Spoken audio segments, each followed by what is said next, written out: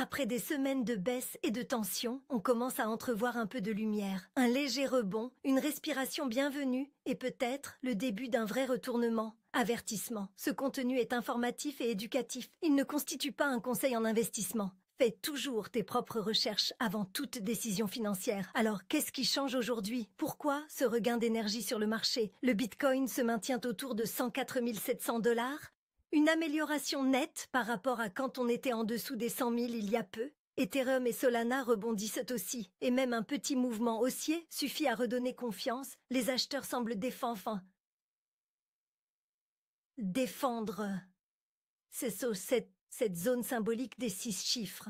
Rien d'explosif, mais une impression claire. Le marché refuse de descendre plus bas, mais la vraie raison de cet espoir, c'est peut-être la fin imminente du shutdown américain. Cela fait maintenant 39 jours que le gouvernement est paralysé, le plus long blocage de l'histoire récente, et les conséquences sont de plus en plus lourdes. Des millions de fonctionnaires à l'arrêt, les aides alimentaires suspendues, et même le trafic aérien réduit car les contrôleurs travaillent sans salaire. Chaque jour coûte des milliards de dollars à l'économie. L'administration tourne au ralenti et la confiance s'effrite.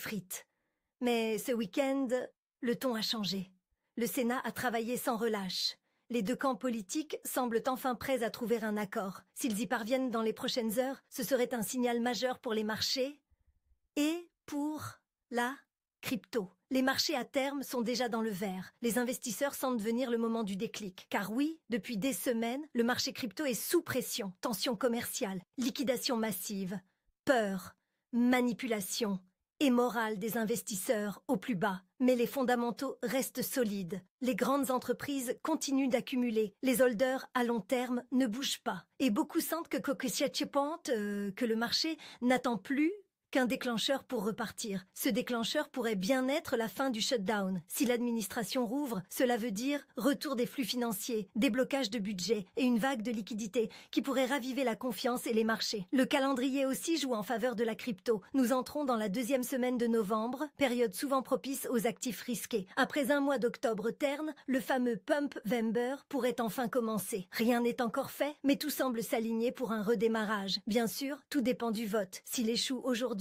il faudra patienter. Mais même dans ce cas, la dynamique est enclenchée. La pression devient trop forte pour rester bloquée. Un accord, une annonce, et c'est tout un marché qui pourrait se remettre en marche. Les investisseurs attendent une étincelle. Et cette étincelle, cette fois, pourrait venir de la politique plutôt que de l'économie. Alors, on croise les doigts. Peut-être ce soir, peut-être demain. Mais chaque jour qui passe rapproche la crypto d'un nouveau souffle. Le moment est fragile, mais aussi plein de potentiel. Il faut simplement rester patient, rester attentif et surtout, ne pas céder à la peur, parce qu'à chaque fois que le marché semble étouffé, il finit toujours par reprendre vie. Et si cette fois, c'était enfin le signal que tout le monde attendait?